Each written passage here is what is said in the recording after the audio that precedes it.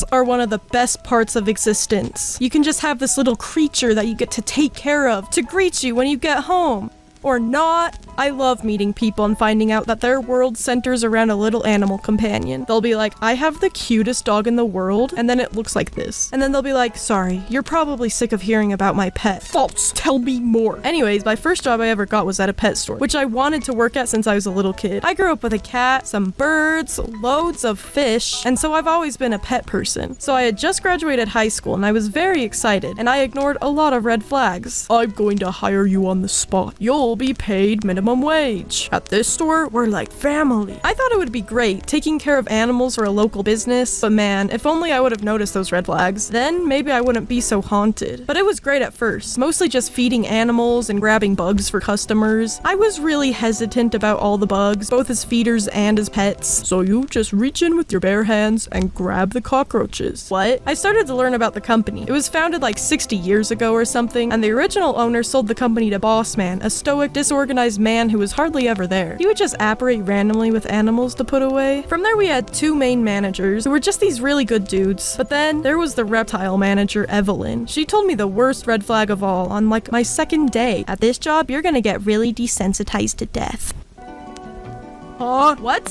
What an interesting thing to say to an 18-year-old. Well, I really didn't know what to do with that information because yeah, I'd go in every morning and out of the thousands of fish we had, there'd be a couple that passed away. It wasn't anything concerning, but yeah, despite that, I liked the job at first. I never really felt like I fit in with my coworkers because they were all older than me, but I didn't mind. The animals were so fun to take care of that my connection with them made the job fun. There were little puppies to hold, turtles to sneak treats to, or this little hamster guy we had for a while who I would sneak into my pocket while I worked. I'd just give him some sunflower seeds and let him munch away in there. He was chillin'. Plus I loved the passionate customers who were so excited to talk about or even show off their pets to me. And I got to help people bring home their new best friend. I mean, come on. I got to see such a special side of people. I learned that for every bad pet owner there is out there, there's like 100 good ones. I remember the kid who wouldn't stop talking about how much research he did for his new bearded dragon, or the big tough guy that came in and bought a spider and was like, what a cute little guy you are. Isn't he so cute? Yeah. But eventually I even came around on the bugs. I got used to the crickets and cockroaches, and the tarantulas took a lot more time, but now I love tarantulas. The moment that changed this was the day that we got a bunch of new tarantulas, and I had to move them into bigger containers. And as I was doing this, one started climbing up on me. I froze. I thought that was the end. It was gonna kill me, but eventually my manager saw me and was like,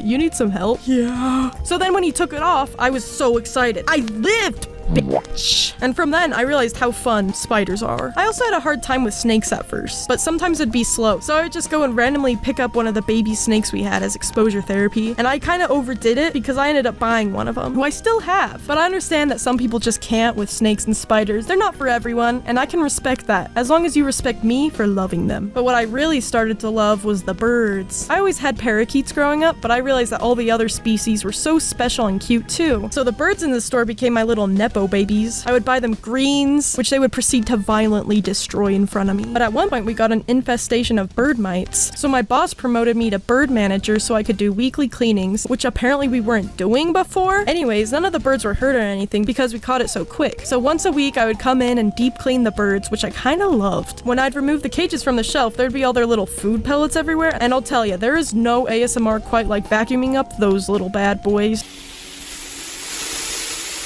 The bird mites slowly started going away, but never completely, because something I haven't mentioned is that this store was filthy. Sure, we would sweep and mop and take care of the animals, but under the shelves and in every corner was a microbiome of dust, bugs, and mysterious pet store ooze, and there was nothing I could do about it besides making sure the animals were at least clean. Lots of dookie on these hands. Well, eventually the cool managers left, probably because they were sick of being paid like $1. Anyways, Evelyn became manager. You remember Evelyn, right? Because of this, I started noticing Boss Man's questionable decision making. This is where things get a little sad. For one, he had me do some sketchy stuff. One time he made me use my personal phone to call every pet store nearby and ask for their prices on feeders so he knew how much to mark up his prices. Because God forbid he fails to stay competitive in the cricket market. Do your own capitalism dirty work, buddy. He also would make me go to our store for baby bird deliveries that felt very much under the table. Like I would go to the pet store at like 2 a.m. and sit in the dark until this man would show up and I'd hand him a check and he'd leave a box of baby parrots. It might have been all normal and legal, but man, it sure felt weird. And also, I think it should have been illegal. I think selling baby parrots should be illegal. But see, Boss Man just had to buy them as babies because it's cheaper to buy them young because then we would hand feed them so he could sell them for more money. Now the problem is that baby birds are very, very fragile, and he was the one training us to feed them, which meant that none of my coworkers really knew what they were doing. So a lot of baby birds just couldn't make it. It hurt me so bad, but no one around me seemed to care, especially boss man, because he was still turning a profit. And I don't know what it was about that environment, but my coworkers seemed to pride themselves on who could care the least. I think they thought it made them cool and mature to be nonchalant, but personally, I like a baddie who feels their emotions. At one point, we got these 2 little baby parrots in. One of them had a little underbite, but he was eating just fine. One day I came in to feed the birds and he was collapsed on the bottom of his cage. I assumed the worst, but miraculously he was alive, but very, very weak. I spent the next hour solely feeding him little bits of food at a time, and eventually he got the strength to stand on his own again. I took him and his brother home with me so I could give them consistent care. I even convinced very reluctant boss man to let me take them to the vet, and we got them a special diet and feeding instructions, which included me waking up during the night to give them little meals. I spent a couple of weeks taking care of them, but it wasn't enough. They both passed on different days, but I was there both times, and they left in my hands. I couldn't understand why. They deserved a long life. I told my boss what happened, and he didn't care. He asked me to freeze their bodies because he had a taxidermist buddy, but I refused because hell the no.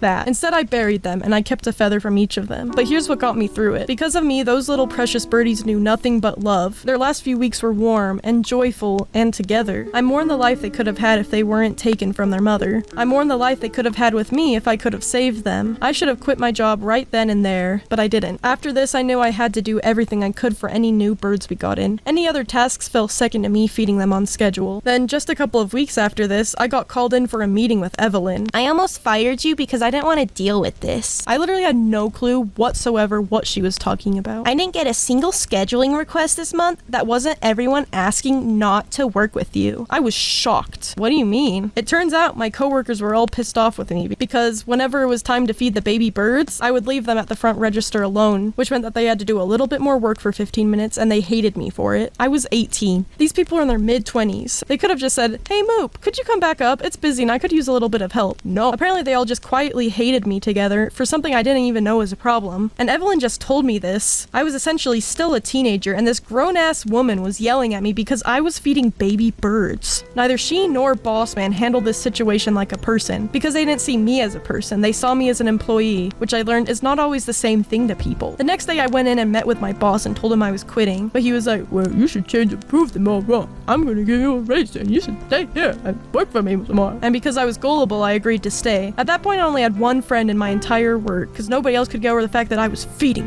baby birds like a villain. Well, then came my last straw. One day one of my coworkers no-called no-showed, and Evelyn was so mad about it that she said these words, "I hope she died. Are you serious?"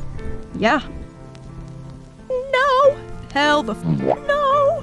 Hell the no. I got home and texted boss man saying I quit with no notice. See, I realized I didn't want to become that desensitized to death. I did not want to be like Evelyn. And that environment was going to turn me cold and inhumane if I stayed there. And what sucks is this doesn't even scratch the surface of everything that went on there. There are a lot more stories I don't have the time to tell. But the thing is, so many people would come in and say that they loved our store because they liked how local and small it was. But they couldn't know the full picture of what they were actually supporting. And I can't blame them at all for that. They thought they were choosing the ethical choice by supporting a small pet store. But even small pet stores are vulnerable to the evils of the industry, especially when they're run by people like Boss Man or Evelyn, whose first priorities are profits, not people and not animals. But the problem is, even the good pet stores are still part of a bigger problem. Individual small stores might be doing great, but there's no way to know what kind of breeders their animals are coming from, and who you're indirectly supporting by supporting the store. But I'm not saying all this to make you feel guilty. I mean, this is something people just don't know about. But there's good news. There are so many amazing people out there running rescues and shelters, and if you only get one thing from this video, let it be this: adopt. Do not shop at pet stores. And if you ever have a pet that you don't feel you're equipped to take care of, it's okay to find a rescue and surrender them. You just gotta do what's best for your pet, no matter what. And if you're like me, it can feel so overwhelming, and I just want to save every pet from the things I've seen. But just know that while you might not be able to save every pet, you can still make a difference.